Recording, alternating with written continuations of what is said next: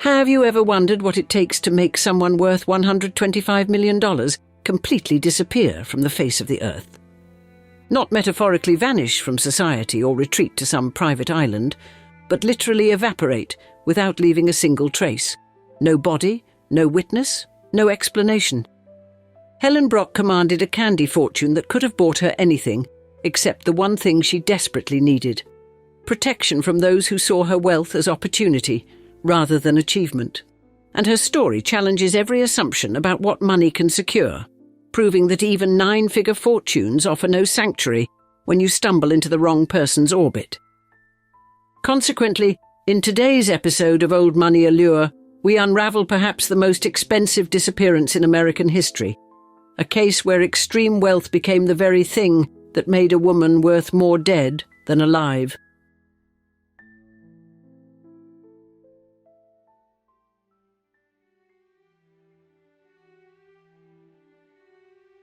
Helen Brach commanded a fortune worth $125 million in today's dollars when she drove away from her Glenview mansion for the last time on February 17, 1977. At 65, the widow controlled between $20 and $24 million in 1977 currency, wealth generated by America's addiction to penny candy and chocolate bars. Chicago Society pages featured her regularly at charity galas, her donations flowing as freely as the champagne at events where she wrote 6-figure checks between courses. E.J. Brach Sons had built their empire on bulk candy, transforming sugar and cocoa into a fortune that survived the company's sale to American home products.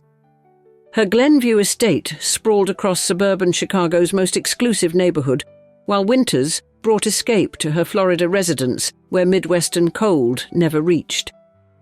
3 years earlier, she'd endowed the Helen V. Brach Foundation with $2.5 million, focusing on animal welfare with the passion of someone who trusted creatures over people. Private stables housed her growing collection of show horses, each costing more than most Americans earned in decades, their bloodlines supposedly traced to champions. European buying trips filled her calendar, first-class flights to examine horses in Germany, Ireland and Belgium, accompanied by trainers who assured her of each animal's excellence.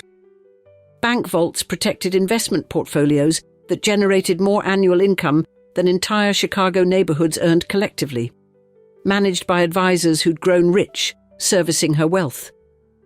Animal shelters across Illinois knew her as their guardian angel, the woman whose checks arrived whenever dire circumstances threatened closure or expansion plans stalled. She drove herself that February morning, preferring independence to chauffeurs, her luxury car heading north toward Rochester, Minnesota, and a routine Mayo Clinic appointment. O'Hare Airport's parking lot would later yield her abandoned vehicle, but Helen herself had evaporated like morning mist over Lake Michigan. No body, no witnesses, no explanation, just an empty car and a fortune suddenly lacking its owner, as if wealth itself could vanish. The candy heiress worth 9 figures had become Chicago's most expensive missing person, her life reduced to police reports and growing dread. Friends would later testify she'd been planning something before her disappearance, her mood alternating between determination and fear. Show-jumping circles whispered about fraud, about horses worth $20,000 sold for $100,000, about Helen's growing awareness of deception.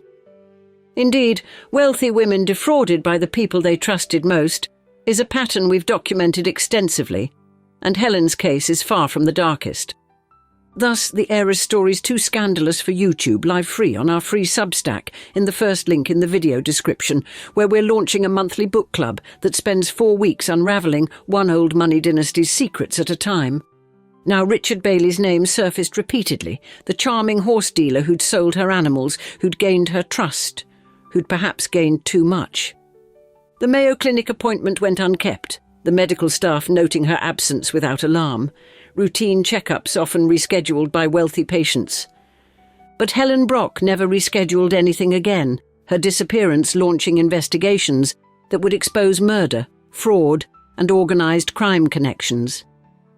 Her story began decades earlier on an Ohio farm where no one could have imagined that poverty's daughter would someday vanish with millions.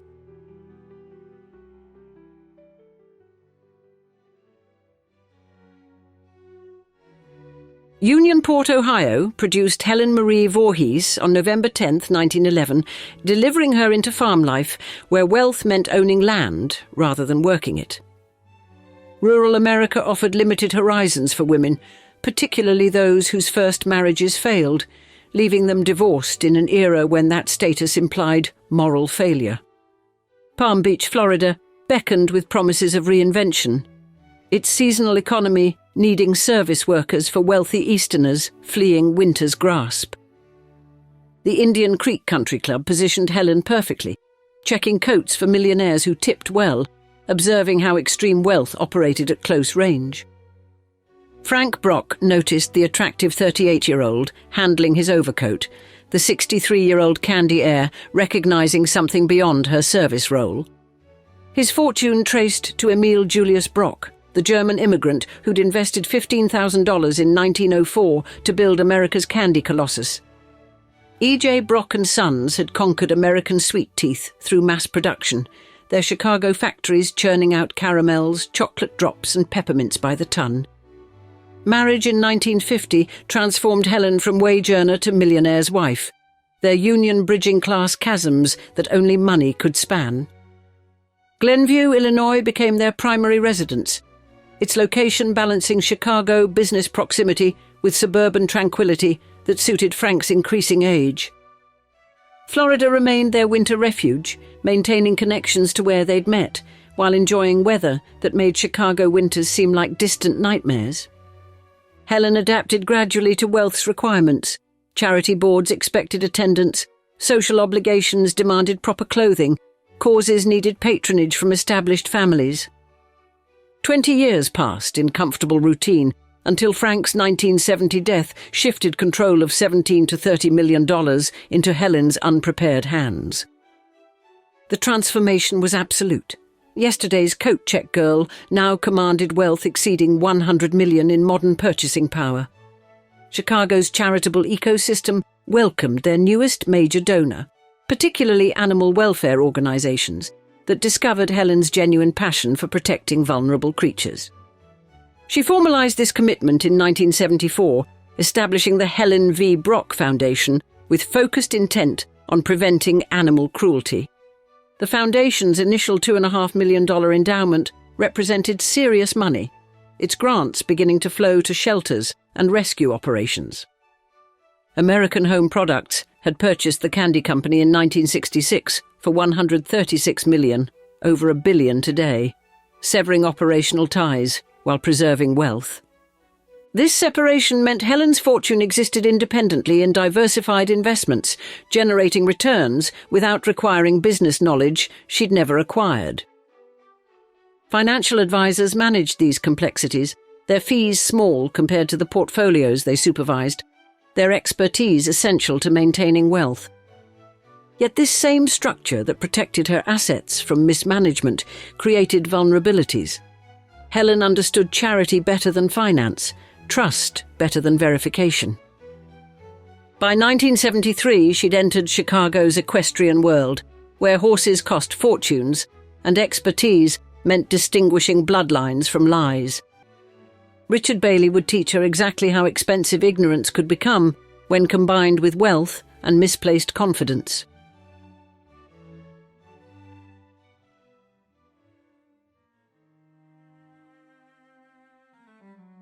Richard Bailey had perfected his approach by 1973, targeting wealthy widows through Chicago's show-jumping circuits with calculated precision. His victims shared profiles, substantial inherited wealth, limited horse knowledge, social aspirations that equestrian involvement might satisfy, and crucial loneliness that made them vulnerable. Bailey's methodology involved months of relationship building, often pursuing romantic connections that clouded judgment while establishing trust necessary for major financial exploitation. The con's mathematics were straightforward: purchase horses for $5,000 to $10,000, resell them to victims for $50,000 to $100,000, pocket the difference. Helen Brach entered this web through what seemed like legitimate transactions, buying 3 horses in 1975 for $98,000. Brother Paul Bailey fronted the sale while Richard orchestrated behind scenes, the horses later appraising at less than $20,000 combined, a 500% markup. This individual fraud connected to something darker, what investigators would term a horse mafia operating across the Midwest's equestrian establishments. The murder for insurance scheme killed valuable horses through electrocution, poisoning, barn fires and starvation, collecting millions in fraudulent insurance payouts. 50 to 100 horses died between the mid-70s and mid-90s, their deaths generating payouts that required extensive criminal collaboration. Veterinarians provided false health certificates, insurance agents inflated valuations, trainers coached owners on deception, and barns burned with horses trapped inside. Federal investigators eventually identified 23 co-conspirators in this network, their connections reaching from suburban Chicago to Kentucky's premier breeding farms. Bailey occupied multiple roles, selling overpriced horses to victims while participating in the insurance murders that turned million-dollar animals into profit. Helen discovered the fraud by early 1977, her anger building as she realized the depth of deception in her horse purchases. Court documents revealed she'd threatened to expose Bailey's entire operation to authorities, a threat that endangered dozens of criminals beyond Bailey himself. Her planned testimony would have revealed both fraudulent sales and insurance murders, potentially sending the entire network to federal prison. This intersection of crimes created lethal urgency. Helen possessed knowledge that could destroy operations worth millions and freedom for multiple conspirators. Federal prosecutors later concluded that Helen's murder was commissioned specifically to prevent her testimony about the interconnected criminal enterprises. The show-jumping world's glamorous surface concealed systematic criminality, where horses became victims and wealthy women became targets. Bailey had operated successfully for years, but Helen Brach represented unique danger, wealthy enough for credibility, angry enough for determination. The candy heiress had stumbled into organized crime's profitable niche, where silencing witnesses was standard business practice. By February 1977, multiple criminals had compelling reasons to ensure Helen Brach never testified about what she'd learned. Her knowledge made her worth more dead than any horse they'd killed, her silence valued higher than her life.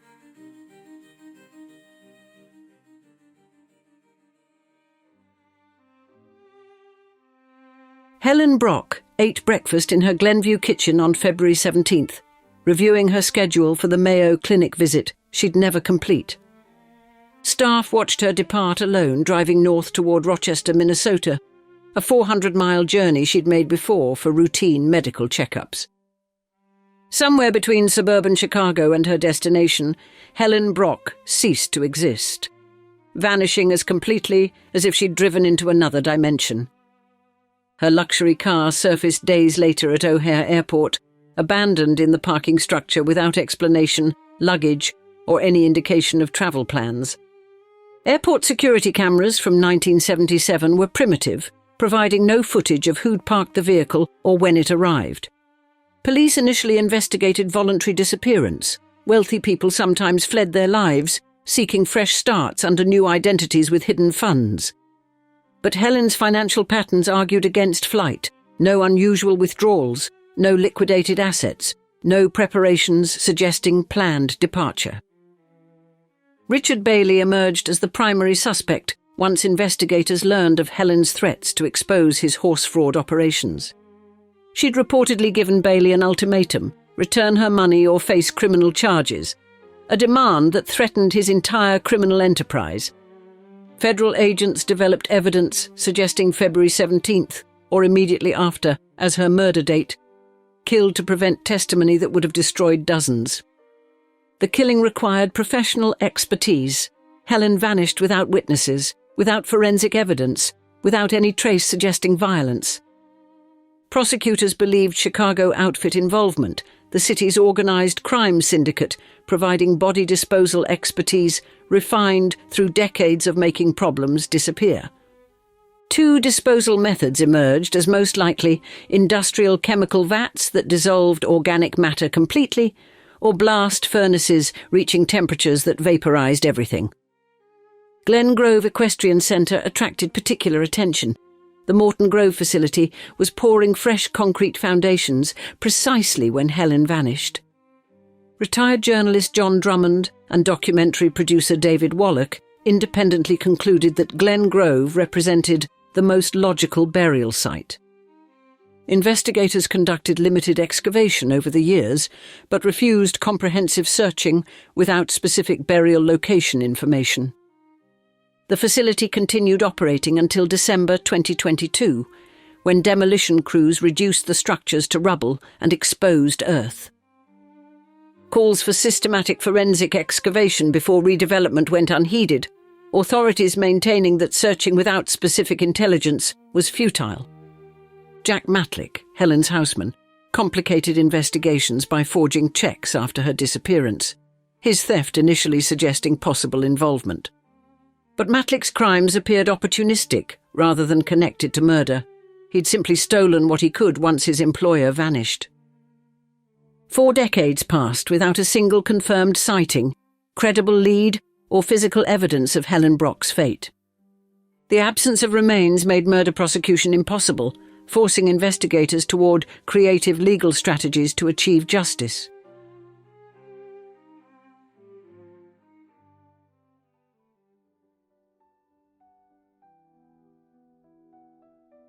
"18 years separated Helen's disappearance from Richard Bailey's arrest, justice delayed by the challenge of prosecuting murder without a corpse. Federal prosecutors circumvented this obstacle through racketeering charges, building a case around decades of horse fraud that Helen had threatened to expose. The 1994 indictment named Bailey among 23 defendants in a conspiracy involving mail fraud, wire fraud, and systematic horse killing. Bailey avoided trial by pleading guilty to 16 counts, but his sentencing hearing became a proxy murder trial without formal charges. Judge Milton Shader conducted extensive hearings on Helen's fate, weighing evidence under the preponderance standard required for sentencing enhancements. Shader concluded Bailey was so substantially involved in the murder of Helen Brach that maximum punishment was justified despite no murder conviction. The 30-year sentence effectively constituted life imprisonment for the then 65-year-old Bailey, who began serving time at Coleman Federal Correctional Complex. Prison transformed Bailey into his own advocate, filing appeal after appeal, claiming actual innocence of any involvement in Helen's death. His 2017 motion articulated continued protests, acknowledging fraud guilt while maintaining complete innocence of murder allegations. Judge Shadur rejected this as untimely, reaffirming that evidence justified treating Bailey as Helen's killer, regardless of formal murder charges. Presidential clemency never materialized despite petitions, though Bailey gained halfway house transfer in 2019 after 24 years imprisoned. Death claimed him in August 2023 at 93, ending any possibility of deathbed confession or revelation about Helen's fate. The investigation had exposed organized crime's role, federal agents remaining convinced that Chicago outfit members handled body disposal. Chemical dissolution or blast furnace incineration, both standard mob techniques, explained why 4 decades of searching yielded nothing. Helen's fortune, protected by a state structure, flowed into her foundation rather than killers' pockets, growing from millions to 9 figures. By 2025, the Helen V. Brach Foundation controlled $127.9 million, distributing nearly $7 million annually. Over 90% funded direct charitable grants, primarily supporting animal welfare organizations that Helen had championed during life. Secondary funding supported child welfare and education, the foundation's reach exceeding anything Helen could have accomplished personally. The bitter irony wasn't lost on investigators. Murder intended to access wealth instead ensured that wealth served charitable purposes forever. Bailey gained nothing, his co-conspirators gained nothing, and Helen's vision gained everything through the foundation bearing her name. December 2022 saw Glen Grove Equestrian Centre demolished, ending hopes of finding remains some believed were beneath its foundations. Authorities maintain the cold case remains open, though realistic prospects of solving Helen Brach's disappearance diminish annually. The coat-check girl who married into millions became proof that even 9-figure fortunes couldn't purchase safety from those who killed for profit. Helen Brach vanished seeking justice for fraud, instead becoming Chicago's most enduring mystery and most successful charitable legacy. And now we'd like to see you in the comments. Before this video, had you been aware of this tragic disappearance? We look forward to hearing from you, and thanks for joining us for another episode of Old Money Allure.